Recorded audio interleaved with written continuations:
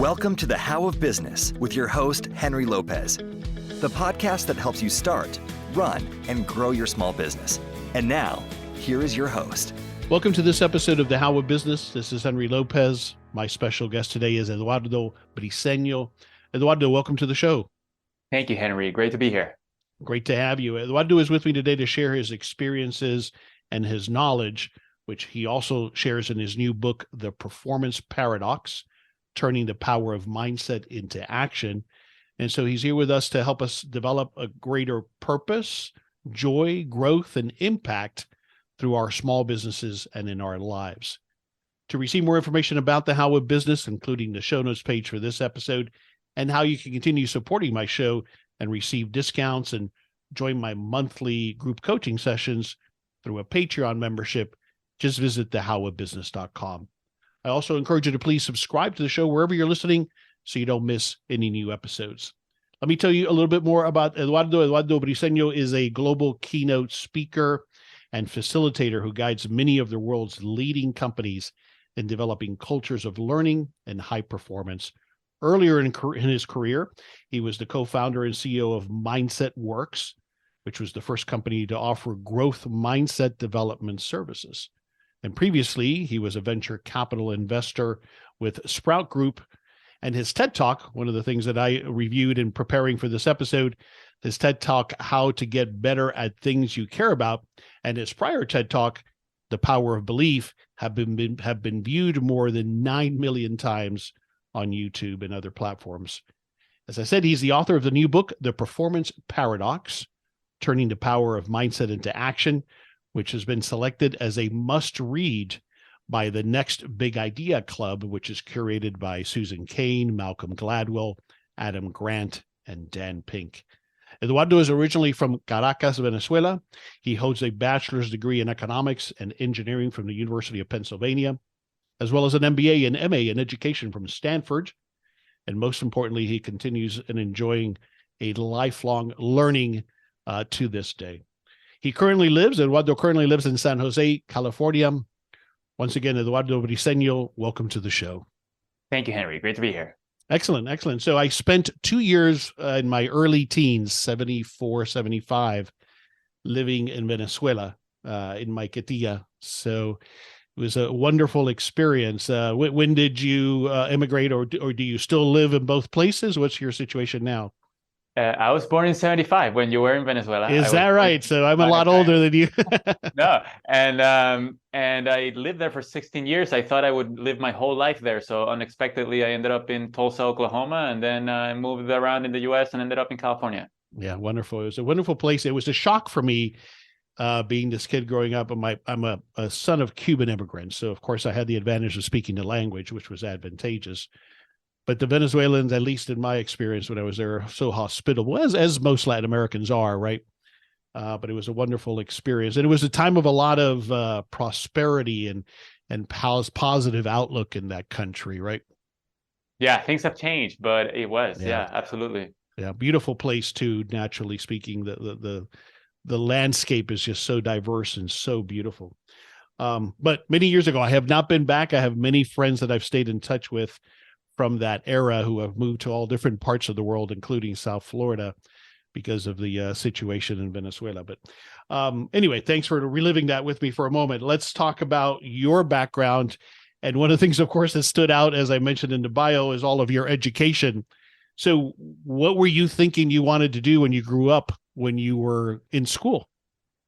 I wasn't thinking. I was just, I went to school and I was like, just sitting there listening to the teacher and just supposed to get good grades. So I was just studying for the test and learned to just put my head down and do what I was told. And so I ended up, I didn't have any passion. I didn't have any interest. I was just kind of grinding it out. And that's how I ended up going to a good university, but studying something that didn't particularly interest me. I studied chemical engineering and finance, which I was a little more interested in.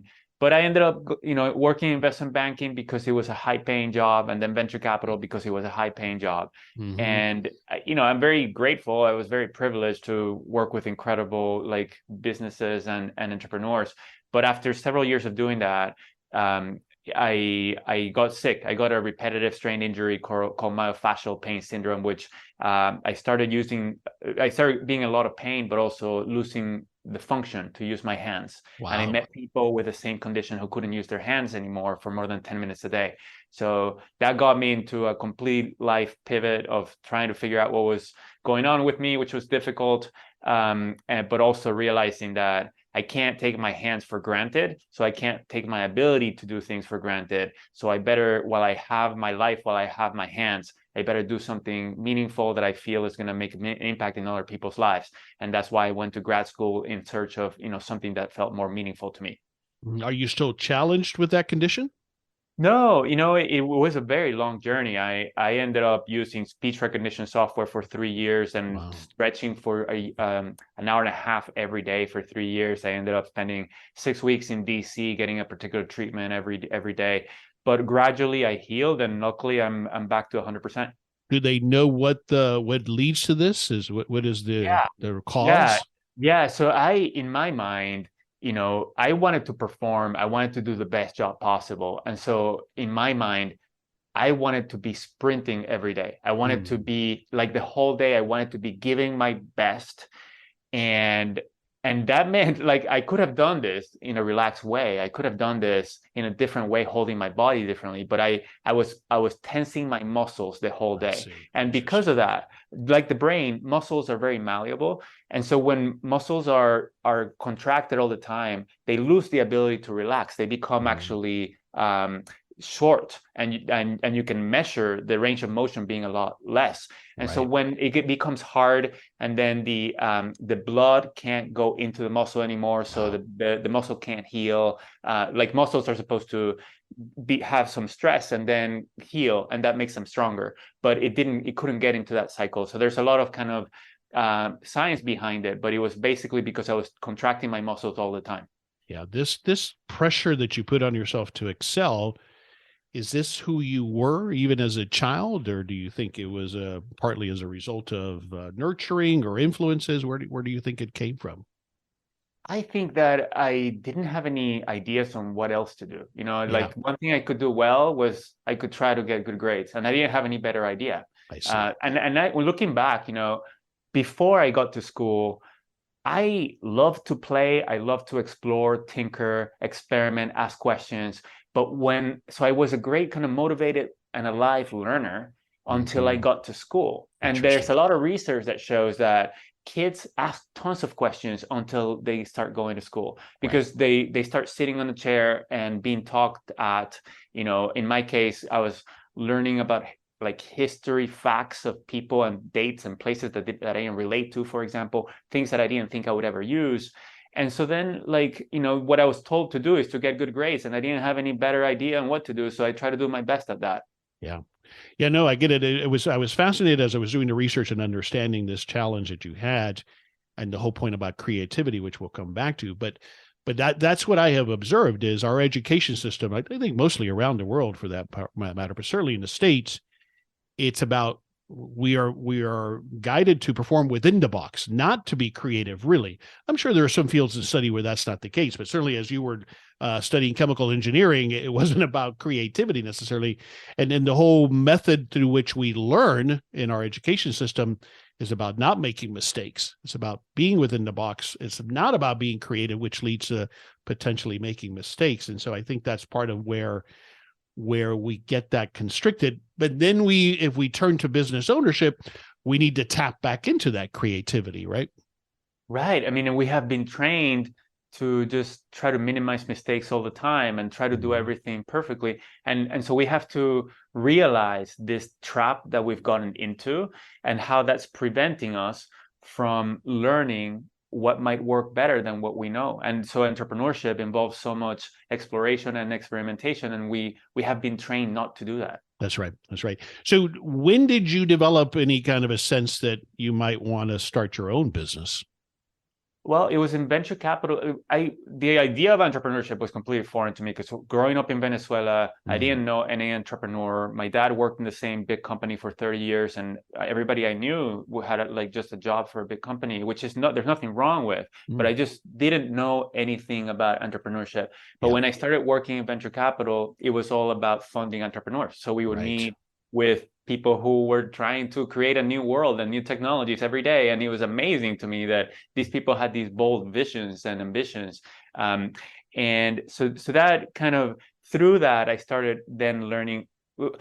I also kind of got the sense that there was so much capital in the venture capital industry that whether I was working there or not, these great companies were going to get funded. And so that's part of what made me feel that my existence wasn't making a difference in anybody else's life in my experience. And I didn't have a lot of experience and wisdom to be advising these entrepreneurs with great insights. And that's how I felt. But I learned in that process that there's this thing called social entrepreneurship, which is about, creating things that, can make a meaningful difference in people's lives. And these are things that might not happen if a social entrepreneur doesn't step up and do it and get funding. So that's how I learned about entrepreneurship originally. Got it. So tell me the story of what leads to starting your first business, the Mindset Group, right? Mindset Works. Mindset Works. Yeah. You founded it and were the CEO of Mindset Works. That's right. I went to grad school at Stanford in search of, I was interested in social entrepreneurship. I also studied education. My wife had become a teacher, so I became interested in education. And I worked on several different ideas in business school, and that's also how I studied kind of social entrepreneurship. I listened to lots of entrepreneurs talk about their experiences. And at the time, it was kind of before podcasts, so I didn't have the privilege of being able to like listen to your podcast, right? And so I was introduced to a professor at Stanford by the name of Carol Dweck, who wrote a book called Mindset, and she's coined this term and done tons of research on it. And she was looking for somebody with a business background to partner with to bring a growth mindset out into the world. At the time, nobody knew kind of what growth mindset was. And so I partnered with her and with a former kind of student of hers, and we co-founded Mindset Works. And again, my idea there was I was the CEO for over a decade there, but I thought, okay, I'm going to be the CEO here. We're going to create a company, and that's what we did. But unexpectedly, again, eventually, I started doing public speaking to get the message out.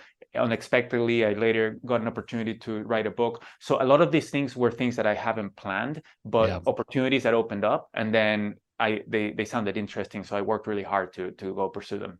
Yeah, and you took advantage of them as they came to you. So give me the definition, especially in that context, of growth mindset.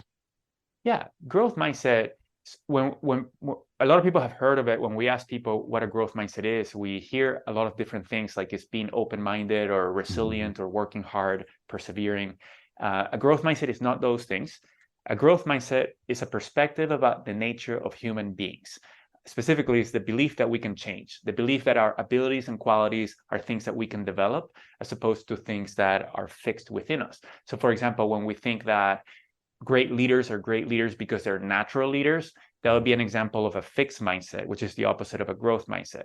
And when we think that the reason people are great at something is because they're naturals, or the reason they can't do something is because they're inept and that can't change, what that does is we don't do anything to change. We don't do anything to improve, because we assume that we just have to find what our abilities are and apply them. So that's one effect of it. Another effect is that when things get hard in a fixed mindset, we take that as evidence that we are incapable. And so we say, I'm not good at this, let me try something else. So we give up.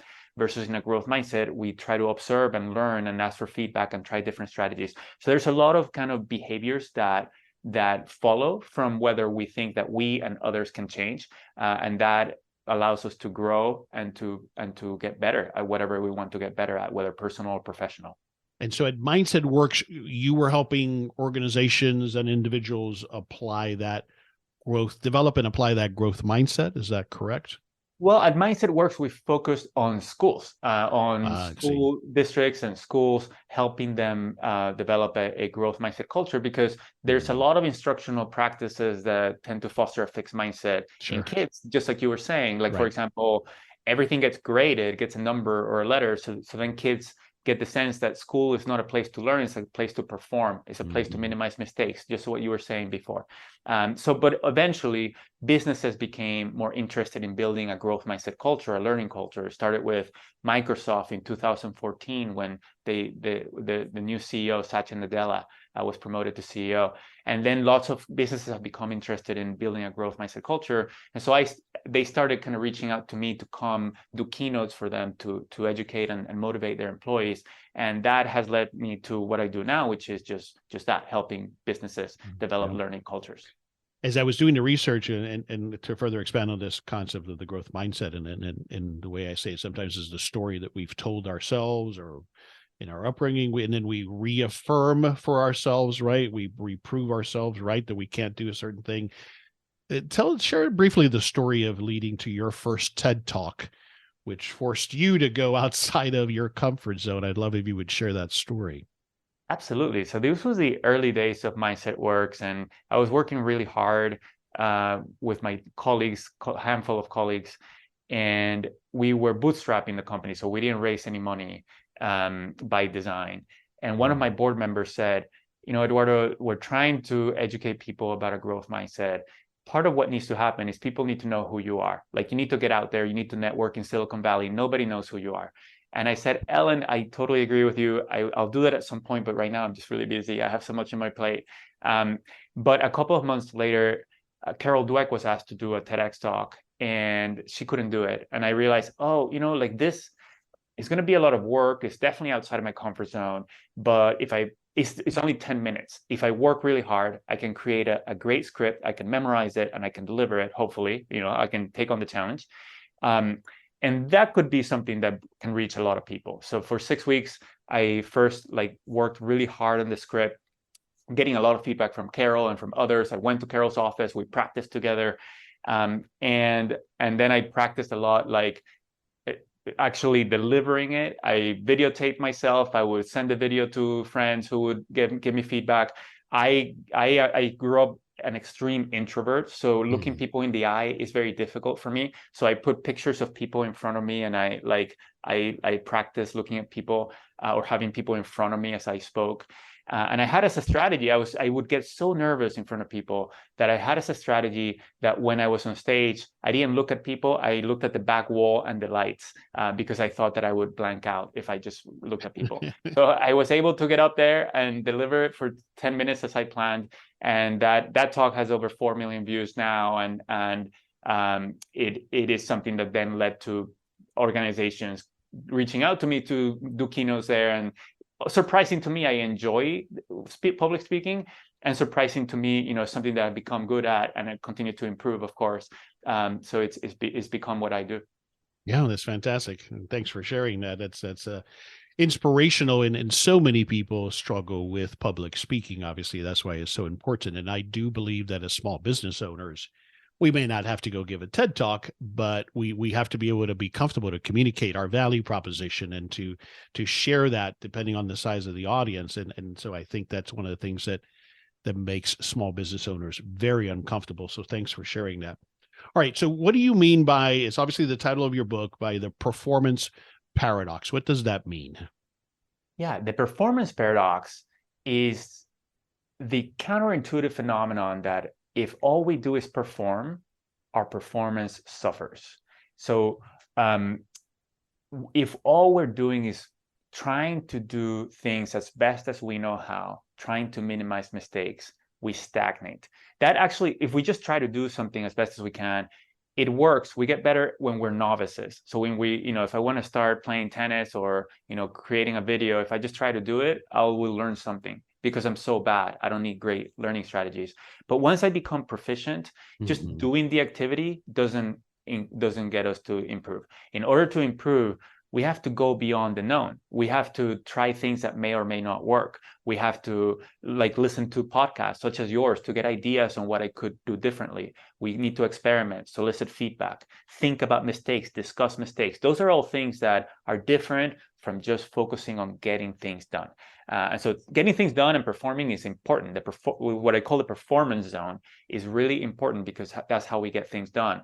But the book is about how can we do that and also include the learning zone in our work and lives, so that we balance the two and alternate between the two, and also so that we integrate the two, so that we learn while getting things done. We do that in a way that's going to lead to insight and to development of skills, so that we can grow and achieve greater results over time as individuals, teams, and organizations. So I haven't had a chance to read the book yet, but obviously it's somewhat autobiographical, because this sounds like a lot of what you did to yourself when we were talking about your issue with your hands, right?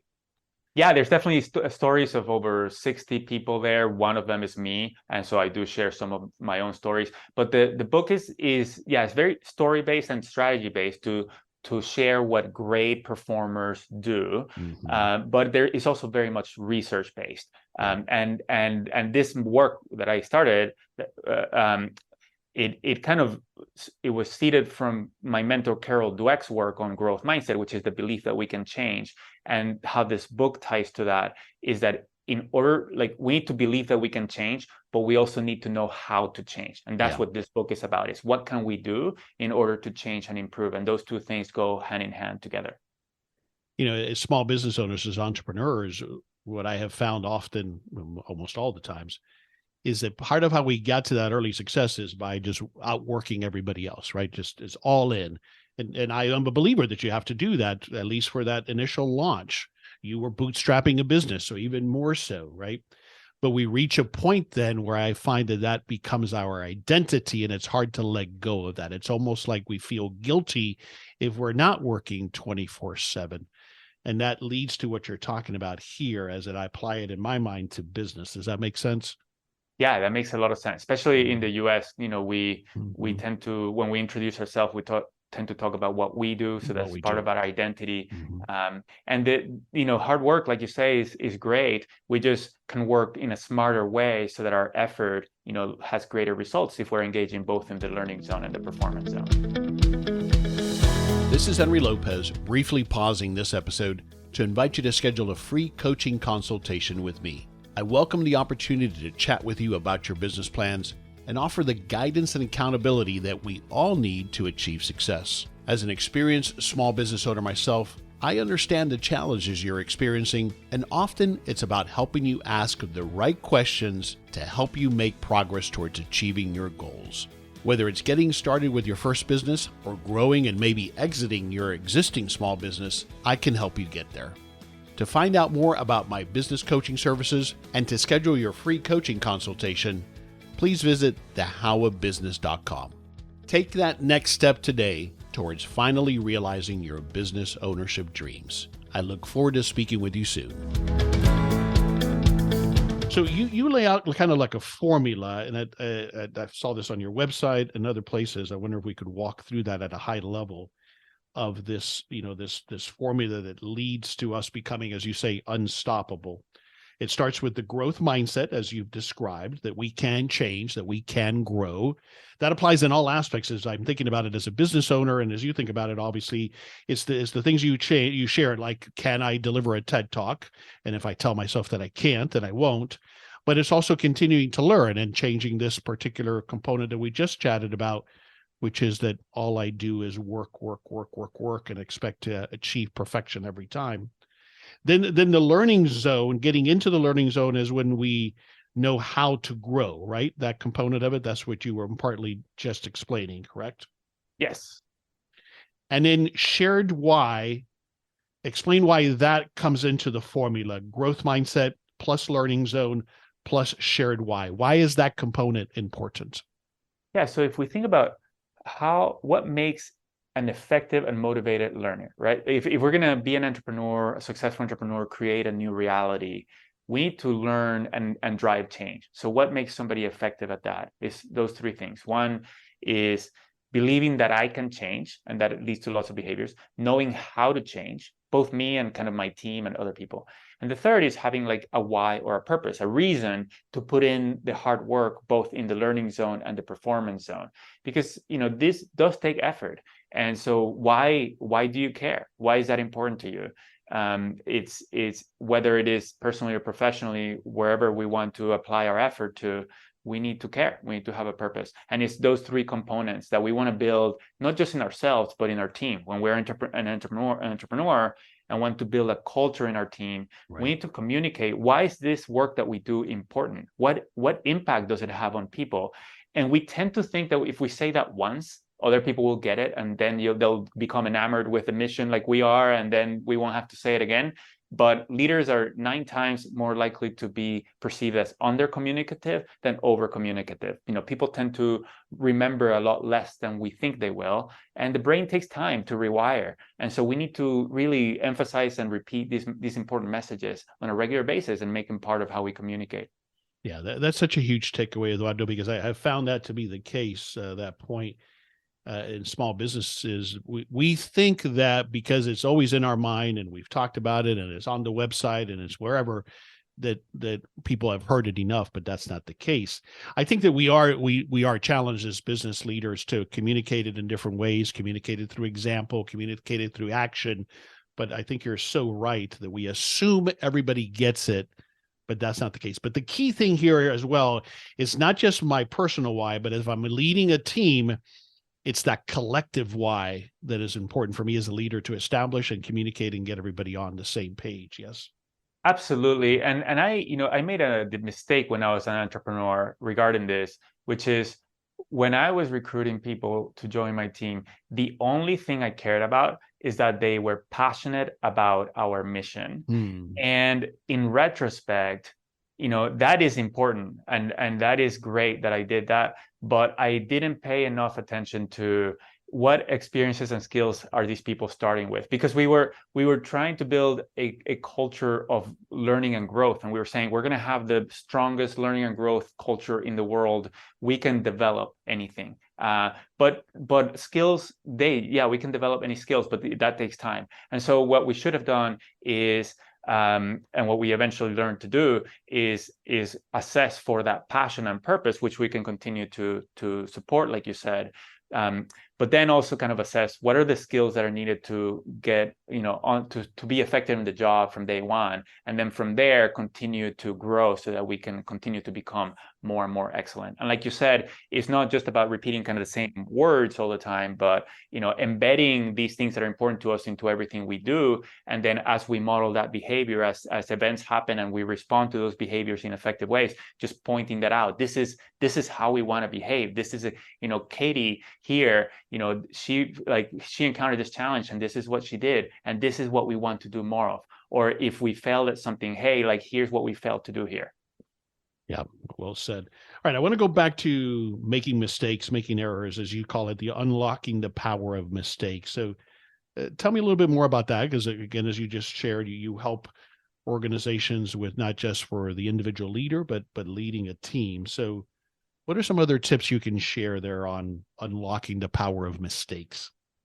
Yeah, so chapter 5 of the book is all about mistakes. And mistakes, I think most of us have a sense that mistakes are an important source of learning, because if we make mistakes, it's an opportunity to learn. And that's true.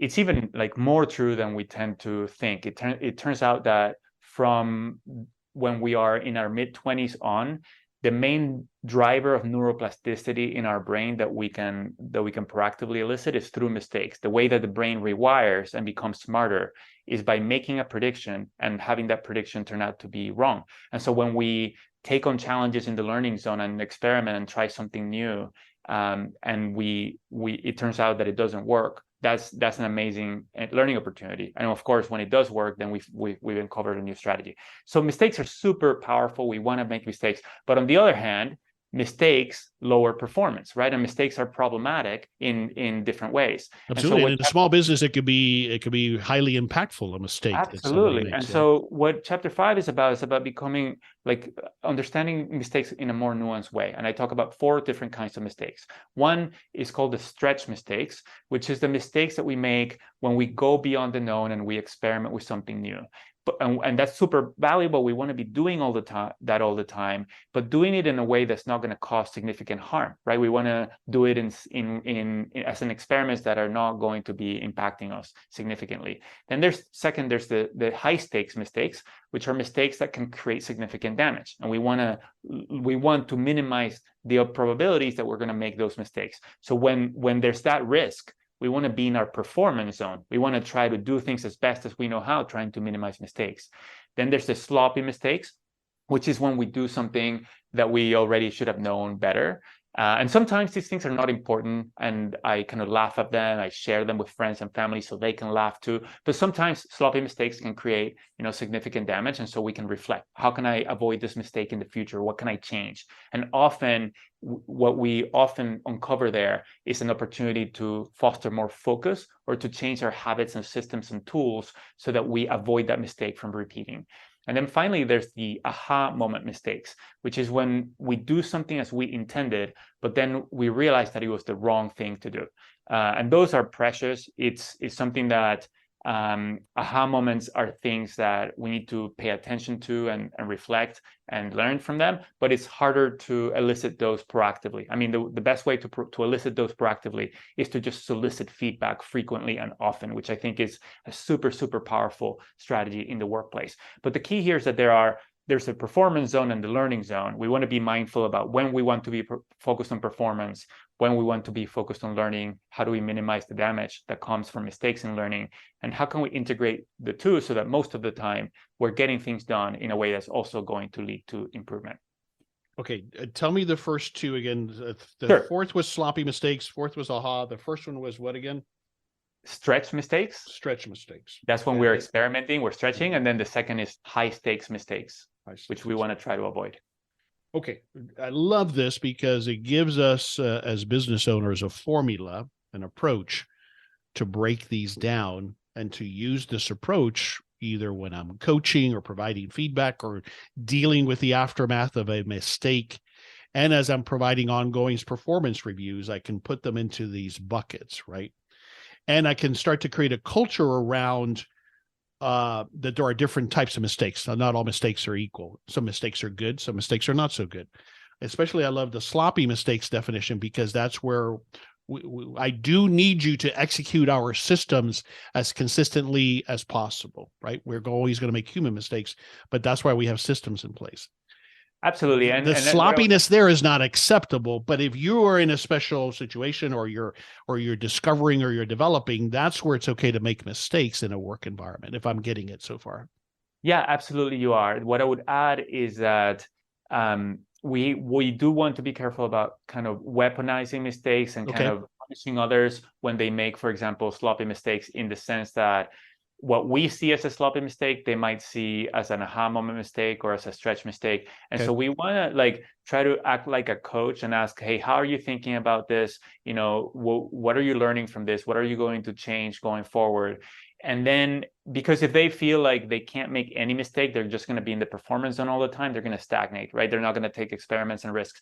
But if we keep having the same conversation and say, hey, this happened last month, and why are we repeating this mistake? Do you feel like you changed your systems? And so if people aren't changing and aren't improving and aren't actually growing, then, we want to support them, try different strategies. But if after a lot of tries, the change is not happening, then we might conclude, well, this, for whatever reason, this doesn't seem to be a good fit, right? It's not, we're trying to elicit growth and we're not growing.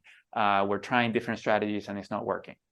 Yeah, I love that. Thanks for that clarification. I always look at those performance issues sometimes also as where have the tools, the systems perhaps need improvement or have failed or broken or not complete.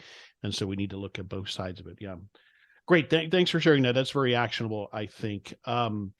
We talked about curiosity, but I want to come back to that because, again, it's such an important thing that, as we've talked about, gets squeezed out of us, gets gets indoctrinated out of us, in my opinion. But tell me about that. What do you think leads to this suppression, other than what we've talked about already, which is our education system, that suppresses that childhood curiosity that's so powerful?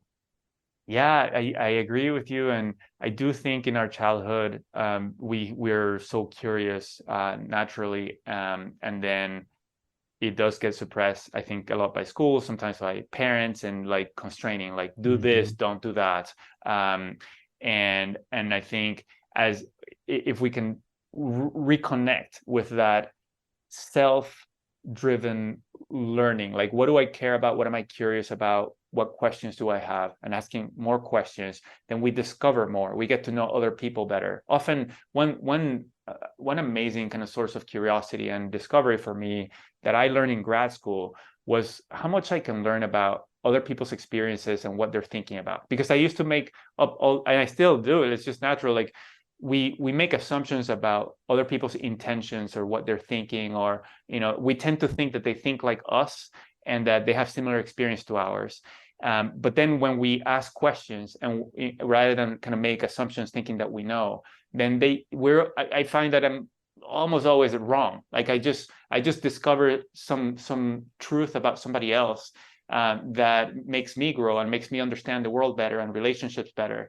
And so that, I think, is a big opportunity, is just to ask more questions, listen better, and think about, remember that we can never know 100%. And so that helps us kind of ask questions and listen better and learn more.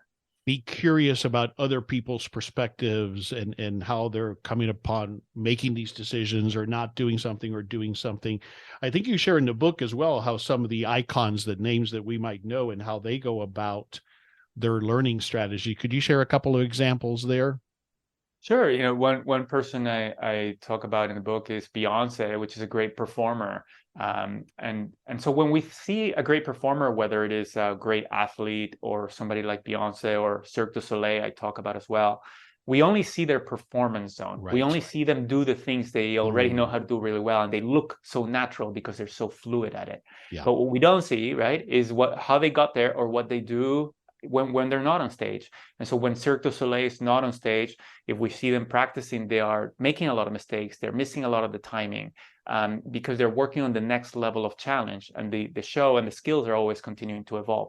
Beyonce, after she gets to the hotel room after the show, she reviews video and she says, this camera's angle didn't work, or my hair didn't work, or we should have been moving differently here. And she creates notes that she shares with her colleagues, and they meet the next day, they practice a few things to tweak, and that's how they become so good.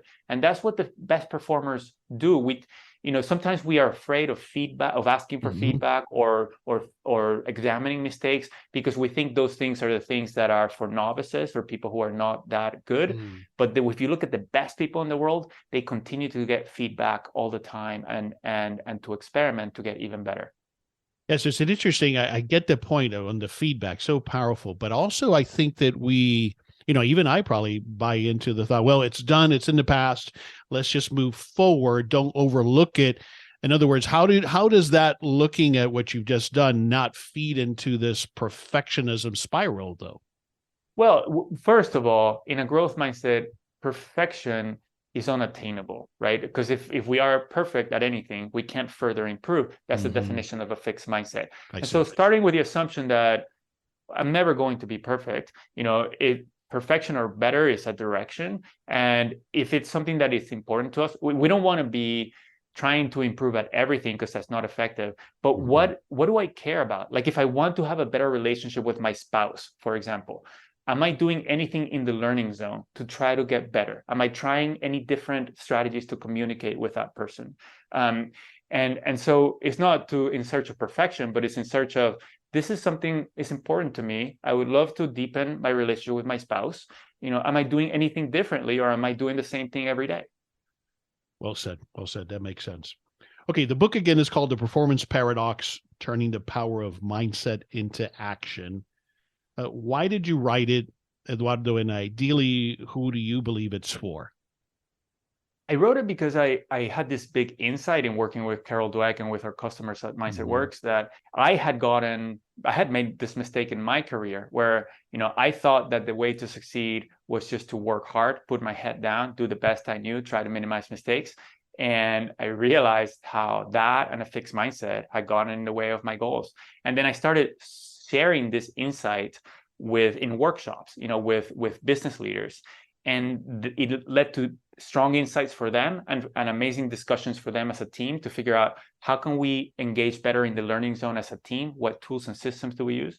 So then I said, okay, this is something that I want more people to know about. So I did a TEDx talk on it, second TEDx talk, and that also became very popular. It has, again, also more than 4 million views. It's been put in the TED.com website, and it's a TED at Work. And then the book was a way to get this message and these strategies to a lot more people, because I'm a public speaker. I do keynotes for large companies that hire me. That's expensive and it's not accessible to lots of people. So the book is something that anybody can access and learn from what the best performers, individuals, teams, and organizations do in order to continue to get better at whatever they care about. In listening to you and in reading the book as a small business owner, where do you suggest that if you were speaking to me as a small business owner, where I should start with adopting this performance paradox, understanding it, applying it in my business? Where should I start? Besides, read the book, learn, but where do I start? Well, if you want to start kind of as an individual, you want to grapple with this individually, then I would start with, what is kind of one thing that I want to work on and get better at as a leader, as an entrepreneur? And then remind yourself of what that is every morning. Identify one strategy that you can use to try to get better at that. So to do that, you can just do a Google search. How do people get better at listening? Or how do people get better at connecting with customers, or at communicating the value proposition, whatever you want to improve? And identify what is one habit that you're going to be engaging in to get better and building that skill. And it's important to remind yourself every morning of what that is, in my opinion, because it takes effort. And then every day we can be mindful about opportunities to work at that thing. So that's if you want to start as an individual. If you're already kind of bought into the importance of a learning culture and a high performance culture, and you want to bring your other colleagues along, I think a great way is to share. Like, for example, my TED talk on it is 10 minutes. You have everybody watch it, and then you get into a meeting and you just ask, what do people think? Like, is this important to us? Do we want to engage in more learning zone? And what is one thing that we want to work on? Is it like soliciting more feedback with each other? Is it sharing more ideas with each other? And let's identify one thing we want to try differently. And then every 2 months, just have another meeting to check in and say, how are we working as a team? Do we want to work on this, continue working on this thing we're working on, or something else? I love that. And not only are you then applying that and making progress overall as an organization, but you're teaching those individual leaders how to do it for themselves and in their teams at a lower level, right? Or within their departments, let's say. Yeah. Love it. Okay. Again, the book is called The Performance Paradox, Turning the Power of Mindset into Action. So it's definitely on my to-read list. By the time you listen to this episode, it will have just been released, which is exciting. I know you're a big reader. Is there another book that you've read recently or that comes to mind that you would recommend to us?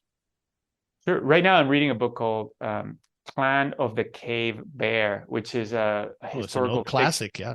It's an old classic. I just read it for the first time. It's amazing about kind of prehistory and Neanderthals and early Homo sapiens. It's really eye-opening for me. But in terms of this work, I'm enjoying that very much. In terms of this work, along with my book, there's the sister book to it is Mindset by Carol Dweck, which is about the belief of a growth mindset. I think for entrepreneurs, a wonderful book is The Lean Startup by Eric Ries. Mm-hmm. It's all again about how to learn and how to continue to build your business in a very systematic way. Yeah, I've read Carol's book. I've got The Lean Startup on my desk. I've read it once, but I need to read it again and go through it again. And of course, Clan of the Cave Bears has been a long time since I read it. I always remember that being one of my sister's favorite books, and she's the one that actually turned me on to it many, many years ago. Thanks for those recommendations. I appreciate that. All right. Tell us, to learn more about the book as well as about you, we should go to your website, correct? Well, my website is briceño.com, my last name.com, BRICENO.com. And so I have a newsletter there and some free resources on strategies to build a growth mindset. And I am active on LinkedIn. And the book, The Performance Paradox, is available wherever books are sold. Absolutely. And we'll have a link to it as well as to Eduardo's website on the show notes page for this episode at thehowofbusiness.com. All right, we'll wrap it up, Eduardo. What's one thing you want us to take away from this conversation that we've had about the performance paradox, this mindset, applying it in particular to me as a small business owner? What's one thing you would want us to take away from the conversation? I would encourage people to think about, I think a lot of us, and it happened to me, we get into living life kind of not really mindful about what we care most about and what's most important to us. We get wrapped in what society expects of us. Mm-hmm. So thinking about how do I want to make my life count? How do I want to be a good steward of my life? What is important to me? And then how do I not just perform on that, but how do I go beyond what I know, engage in the learning zone with regards to that, which is most important to me. I love that. When I think of the word mindful, in addition to the definitions you've given us and the context you've given us here in this conversation, what I think of also as well that I encourage people to do, including myself, is to sometimes pause and take time to reflect and think about these things. Yeah, absolutely. One of the founders of experiential learning pointed out that we don't learn from experience, we learn from reflecting on experience. So I absolutely agree with what you said. Love that. All right. Again, if we want to learn more, we go to your website. Tell us that again, please. Briceño.com, BRICENO.com. Thank you, Henry, for having me. Oh, this has been a great conversation, Eduardo. Thanks for taking the time to be with me today. I'm looking forward to reading the book. Again, The Performance Paradox, Turning the Power of Mindset into Action. Thanks for sharing your story, inspirational, and thanks for taking the time to be with me today. Thank you for all you do. This is Henry Lopez, and thanks for joining us on this episode of The How of Business. My guest today again was Eduardo Briceño. I release new episodes every Monday morning, and you can find the show anywhere you listen to podcasts, including the How of Business YouTube channel and my website, thehowofbusiness.com. Thanks for listening. Thank you for listening to The How of Business. For more information about our coaching programs, online courses, show notes pages, links, and other resources, please visit thehowofbusiness.com.